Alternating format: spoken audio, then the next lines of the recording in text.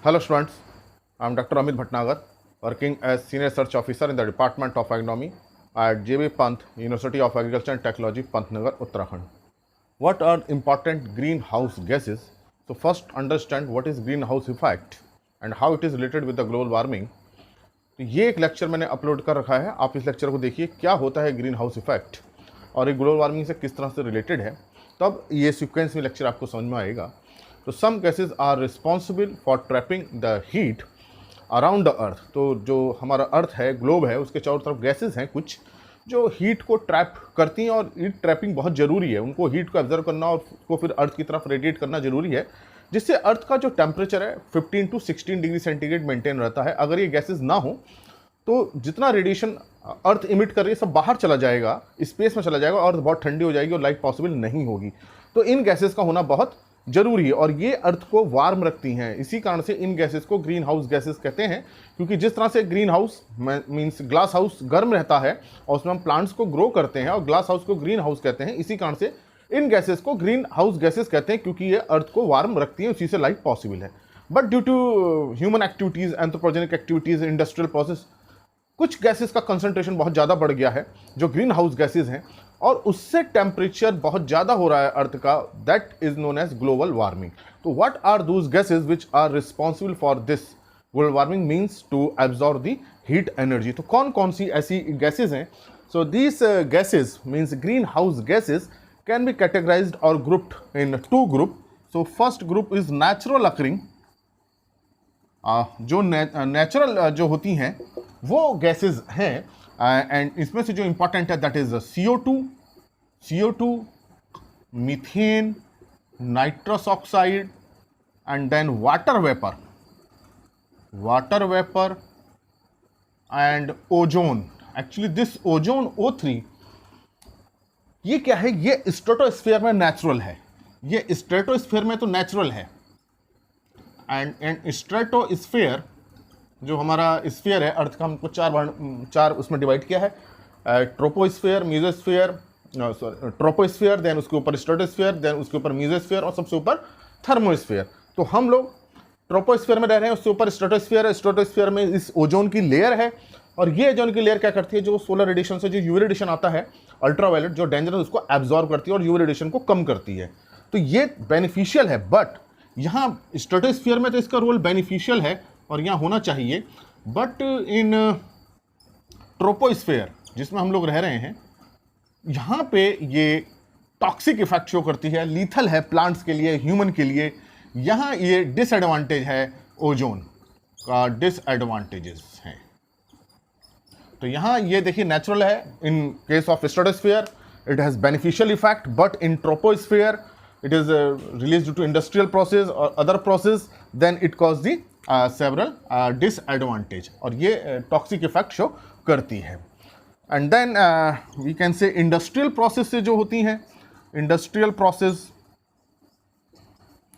and these are not the natural, these are produced by human activities. human activities से ये produced होती हैं. तो इसमें जो important है वो है HFC, hydrofluorocarbon, PFC, perfluorocarbon, then sulfur hexafluoride. HFC is hydrofluorocarbon. Actually these are fluorinated gases. Fluorinated gases means they contain the fluorine. This is the halogen fluorine. So hydrofluorocarbon, perfluorocarbon, sulfur hexafluoride, fluoride, then chlorofluorocarbon, then bromofluorocarbon, then nitrogen trifluoride. So these are the important, but according to IPCC, it is intergovernmental panel on climate change. तो ये एक countries के बीच में एक panel बना हुआ है जो इसमें देखते हैं कि हम कैसे इंटरनेशनल लेवल पे हम इन गैसेस का एमिशन कम कर सकते हैं.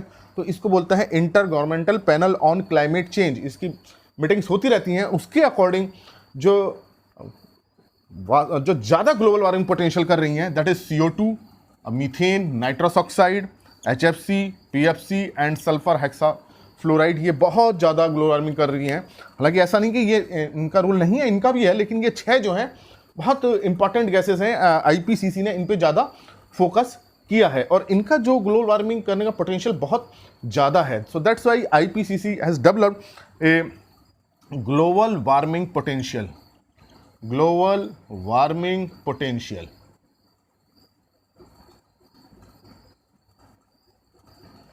अब ये global warming potential generally asked in examination GWP। So what is GWP?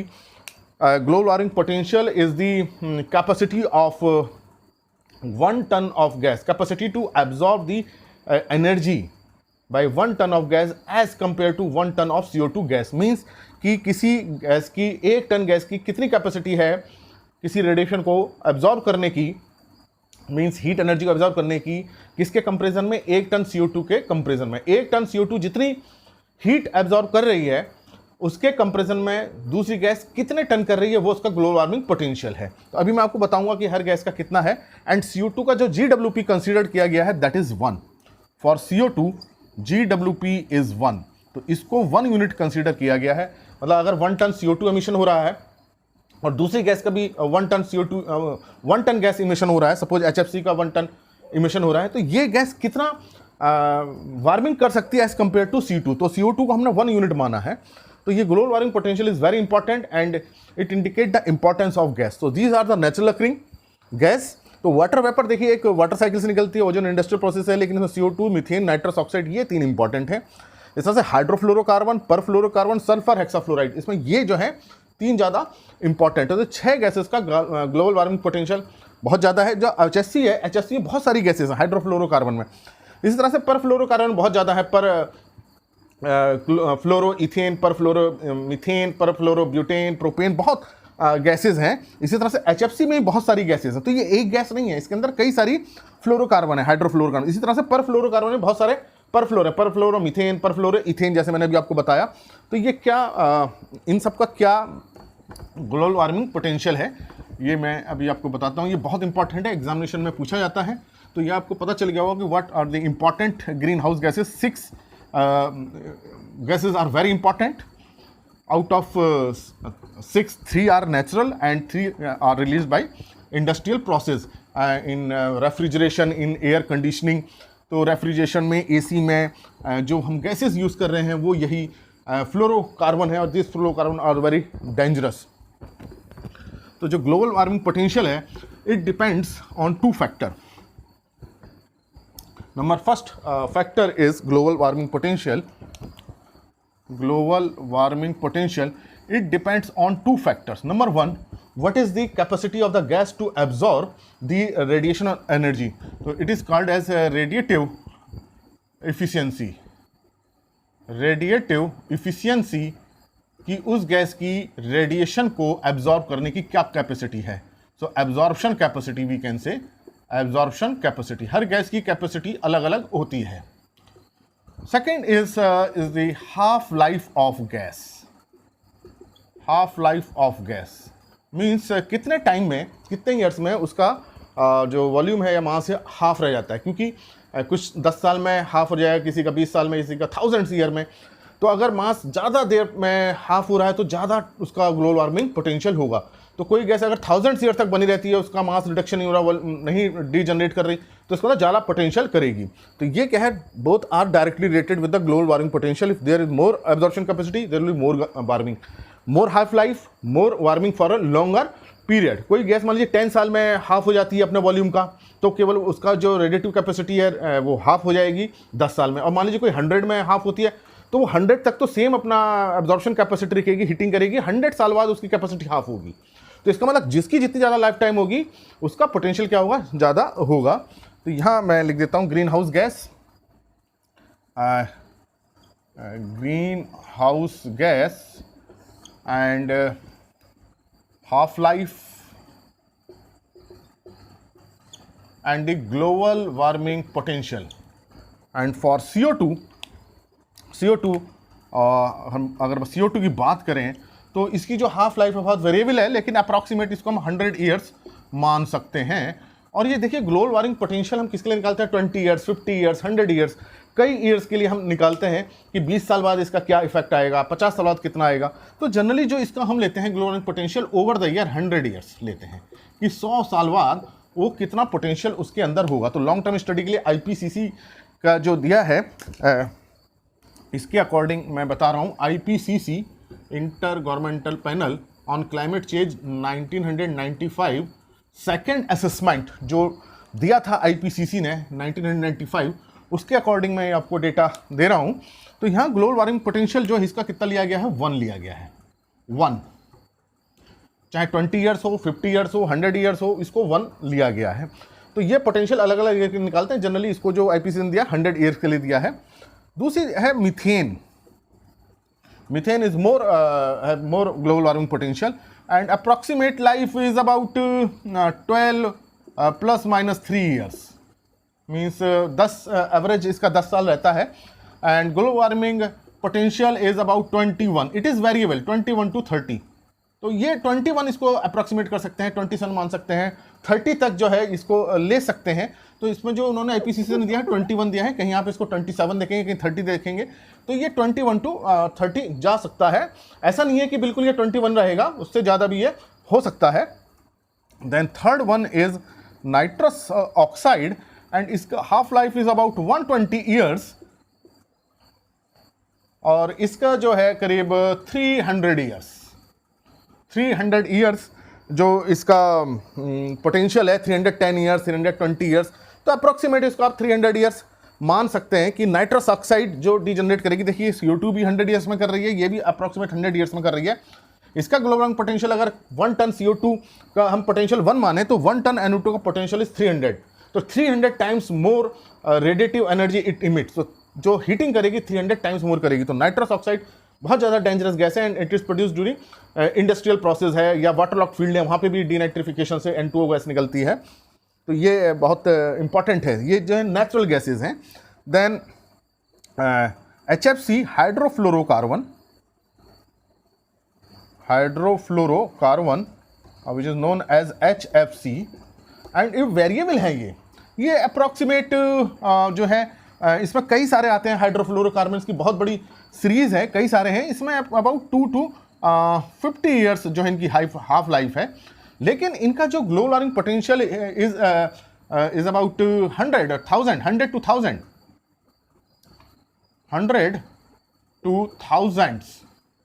अब इसमें चूंकि बहुत सारे हैं तो आप समझ को बताना इतना मुश्किल है, लेकिन आप समझ लीजिए कि 100 टाइम्स 100 to 1000 टाइम्स ज़्यादा इनका potential as compare to CO2। तो ये जो है इंडस्ट्री के प्रोसेस से निकलते हैं। देन फिफ्थ इज परफ्लोरोकार्बन, इसमें भी 5-6-7 हैं। PFC perfluoroethane, perfluoromethane, butane, propane, hexane and ये जो इसकी हाफ लाइफ है ये थाउजेंड्स है, ये थाउजेंड्स ईयर में होती हैं। 1000, 2000, 3000, 10,000, 50,000 साल तक जो है ये हाफ लाइफ टाइम, 50,000 साल तक, 50,000 ईयर्स तक इसकी है। And global warming potential is also in thousands. So these are most dangerous. Perfluorocarbon most dangerous. And sixth one is sulfur hexafluoride. Sulphur hexafluoride ये भी इंडस्ट्रियल प्रोसेस से है, नेचुरल गैस नहीं है। ये भी 1000 ईयर है, 1000 year. And global warming potential also 1000। तो ये जो है सल्फर हेक्साफ्लोराइड और परफ्लोरोकार्बन, हाइड्रोफ्लोरोकार्बन, जो ये 3 हैं, ये देखेंगे आप, ये जो इंडस्ट्रियल प्रोसेस से निकल रहे हैं, बहुत ज़्यादा इनका पोटेंशियल है। तो इंडस्ट्री में कहाँ, रेफ्रिजरेशन में है, कूलिंग में है, एयर कंडीशनिंग में है, बहुत सारी इंडस्ट्री से इसका जो है इमिशन होता है। तो ये 1 टन इमिशन 1000 टाइम्स वार्मिंग करेगा as compare to 1 ton emission of CO2। That is the global warming potential. कि 1 टन CO2 इमिशन से जितनी वार्मिंग होती है उतनी 1 टन गैसेस से कितनी हो जाएगी, 1000 टाइम्स ज़्यादा हो जाएगी। अगर हम इसका हाफ लाइफ और ग्लोबल वार्मिंग पोटेंशियल देखें, मोस्ट हम देखें किसका सबसे ज़्यादा जा रहा है इन तीनों में, क्योंकि यहाँ मैंने वैल्यू लिखी नहीं है और एग्जामिनेशन में पूछा जा सकता है। तो अगर हम ग्लोबल वार्मिंग पोटेंशियल देखें, इसको लिख रहा हूँ ग्लोबल वार्मिंग पोटेंशियल GWP, तो हम देखेंगे सबसे ज़्यादा है सल्फर हेक्साफ्लोराइड का। Sulphur hexafluoride it is about 23,200 और 900 अप्रॉक्सीमेट 23,900 इतना ज़्यादा इसका पोटेंशियल है GPWP। Then followed by perfluoroethane. Perfluoroethane इसका जो फार्मूला है दैट इज C2H4F2 C2H4F2 परफ्लोरोइथेन। इसको फार्मूला का आपको याद रखने की जरूरत नहीं है, आप इतना याद रखिए परफ्लोरोइथेन। इसका जो पोटेंशियल है वो करीब 9,200 जो है इसका GWP है। तो अगर हम इन सब 6 गैसेस जो मैंने बताई, 6 जो इंपॉर्टेंट गैस है, most global warming potential is of sulphur hexafluoride followed by perfluoroethane. और अगर हम हाफ लाइफ की बात करें, हाफ लाइफ में सबसे ज़्यादा है परफ्लोरोइथेन, मीथेन इसका है 50,000 ईयर्स, मतलब 50 साल में ये अपना आधा ही डिजनरेट हो पाती है। जो गैसेस होती हैं जो एटमॉस्फेयर में आती हैं धीरे धीरे डिजनरेट होती हैं। तो ये इसका 1 मोल जो है गैस का 50,000 साल में हाफ रहेगा। तो समझ लिए 50,000 साल तक तो इसका पोटेंशियल सेम बना रहेगा और 50,000 साल बाद तब इसका पोटेंशियल हाफ होगा और उसके फिर 50,000 साल बाद फिर उसका हाफ होगा, फॉलोड बाय दिस परफ्लोरोइथेन। तो यहाँ जो है ये करीब इसका है 10,000 ईयर्स। तो यहाँ देखिए परफ्लोरोइथेन सेकंड नंबर पे है। तो ग्लोबल वार्मिंग पोटेंशियल जो मैक्सिमम जा रहा है वो किसका है, सल्फर हेक्साफ्लोराइड का है और हाफ लाइफ परफ्लोरोमीथेन की। ये एक हम पूछा जा सकता है किसी एग्जामिनेशन में, लेकिन जो 6 इंपॉर्टेंट गैसेस हैं वो आपको पता होनी चाहिए कि ये देखिए नेचुरल हैं और ये इंडस्ट्रियल प्रोसेस से हैं। तो ये आपको पता होना चाहिए कि इंडस्ट्रियल प्रोसेस वाली कौन कौन सी हैं। उसके अलावा भी मैंने बताई थी कौन कौन सी हैं। इसके अलावा अगर हम देखें तो क्लोरोफ्लोरोकार्बन है, ब्रोमोफ्लोरोकार्बन है, नाइट्रोजन ट्राई फ्लोराइड है, ये गैसेस भी हैं। लेकिन जो IPCC ने जो ग्लोबल वार्मिंग पोटेंशियल जो कंसीडर किया है इन 6 इंपॉर्टेंट गैसों का किया है और यही इंडस्ट्री से ये 3 ज़्यादा इंपॉर्टेंट निकल रही हैं। तो ये है इंपॉर्टेंट ग्रीन हाउस गैसेज और उनका हाफ लाइफ और ग्लोबल वार्मिंग पोटेंशियल। तो ग्लोबल वार्मिंग पोटेंशियल 2 चीज़ों पर डिपेंड करेगा, ध्यान रखिए। Number 1 what is the radiative efficiency, कितनी उसकी एब्जॉर्प्शन कैपेसिटी है हीट को एब्जॉर्ब करने की। नंबर 2 वो कितने टाइम तक एटमॉस्फेयर में रहती है। हर गैस निकल गई तो एटमॉस्फेयर में धीरे धीरे डिजनरेट होती है और जितना टाइम में उसका हाफ वॉल्यूम डिजनरेट हो जाता है, मास डिजनरेट होता है, उसको हम बोलते हैं हाफ लाइफ। तो हाफ लाइफ जिसका ज़्यादा होगा उसका ग्लोबल वार्मिंग पोटेंशियल भी उतना ज़्यादा बना रहेगा। और CO2 की यूनिट हम क्या कंसीडर करते हैं, 1 कंसीडर करते हैं। और global warming potential 20 years, 50 years, 100 years के लिए निकाला जाता है, लेकिन जो जनरल है वो किसके लिए है, 100 ईयर्स के लिए। तो ये थी इंपॉर्टेंट ग्रीन हाउस गैसेज, उनका global warming potential. Thank you very much.